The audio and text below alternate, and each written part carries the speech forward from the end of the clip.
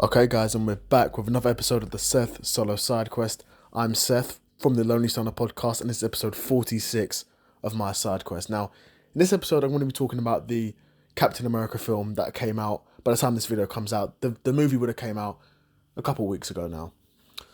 And it's Captain America 4, Captain America Brave New World, however you want to call it. And it's obviously starring Sam Wilson as Captain America. But I'm going to talk about the financial performance of this film because it was pretty underwhelming, despite the film, in my opinion, not being that bad. It was a film that, in my opinion, I think if came out 5, 6, 7, 8 years ago, probably would have comfortably made over 500 million. But due to the current movie climate and the current films that have come out from Marvel and poor performances and, to be quite frank, poor films in terms of on both sides of Marvel and DC, and obviously to the regular viewer, there isn't much sort of deliberation between Marvel and DC. You know, they're all superhero movies.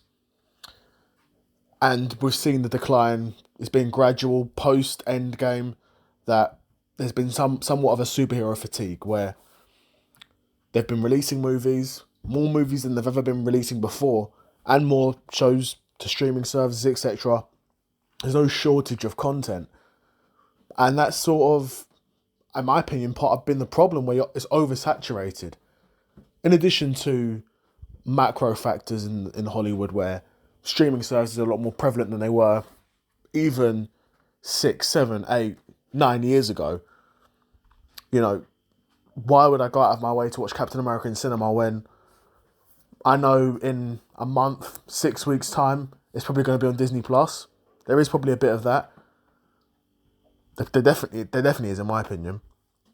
And even in the films we've seen the past couple of years, in my opinion, and I said this in my review at the time, that Captain America Brave New World is actually better than a lot of the films that have come out recently. I would rather watch Captain America Brave New World over Aquaman 2, over the Marvels, over the Eternals, over Ant-Man 3, over Venom 3. You know, a lot of films that have come out, Venom 2, I'd rather watch it. Like, there's a lot of films that have come out that I think Captain America Brave New World is a lot better than. But the financial performance isn't reflecting that.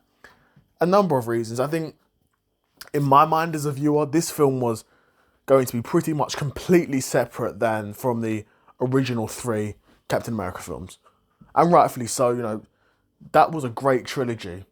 And maybe part of the problem is having it as a Captain America film. But Sam Wilson is the new Captain America. You know, you can't be like, dude's not Captain America. He is Captain America now. So whether by hook or by crook, whether you like it or don't, Sam Wilson is the new Captain America. So if he's going to be in a film, it's going to be a Captain America film. But I think probably the fact that it's not Steve Evans, or not Steve Evans, Chris Evans as Captain America probably has damaged the box office performance quite a bit. And the fact that it's not going to be a continuation from the original 3 films, which for the most part were really good, in my opinion. The first one is slept on, seriously slept on, and a really good origin story. And Winter Soldier was an amazing film, and they really tried to replicate Winter Soldier in this film, and you could feel it. You could feel it. You could see it from the trailers, and you could definitely feel it at times in this movie. Unfortunately, it feels like this movie was kind of a bit, and I said this in the original video, I'm going to be repeating a lot of stuff I said in the original video that I made about this movie, that it feels like it's a bit of a Frankenstein's monster of a film where it's been chopped and changed and reshot and rewritten and all these things, and a number of different stories are trying to be squeezed into the film, and it's just not really worked. Like I said, it's been a Frankenstein's monster of a film, and they definitely tried to take elements of Winter Soldier, which in my opinion one of the best MCU films, take elements of Winter Soldier and put that into this film. That being said, it's not a continuation from Winter Soldier, and it's not a continuation from Civil War. Again, there's sort of parts of it where you've got Captain America still, well, it was Falcon in Civil War, now Captain America still having that sort of tense relationship with Thunderbolt Ross. I mean, in Civil War, he was calling him a criminal, and now in Brave New World, he wants to work with him. So, I say all of that to say, despite the poor performance, I wouldn't let that be a factor in you as a potential viewer of the film not wanting to watch the film. I know there's a lot of people that see box office results and like, well, if it didn't do good in the box office, it's probably not worth a watch. Typically, that is right. In my opinion, typically that is right. Captain America: Brave New World, in my opinion, is a bit of a different case. I think it's better than what the box office results may suggest to you. So, in my opinion, it's worth a watch. But Marvel, it's a huge financial flop for Marvel, though. A huge flop for Marvel. Let me get the numbers up. It's not looking good for Marvel at all. In my opinion. Not looking good for them at all. I'm going to get the numbers up now. Bear with. Let me get it up. Yeah, so we had the budget of 180 million and the worldwide box office of 289 million. Now, that's not terrible. Now, I think largely they would have lost money. They would have lost money on it. But it's Marvel in 2025. It's not terrible for them, but that kind of demonstrates the fall from grace.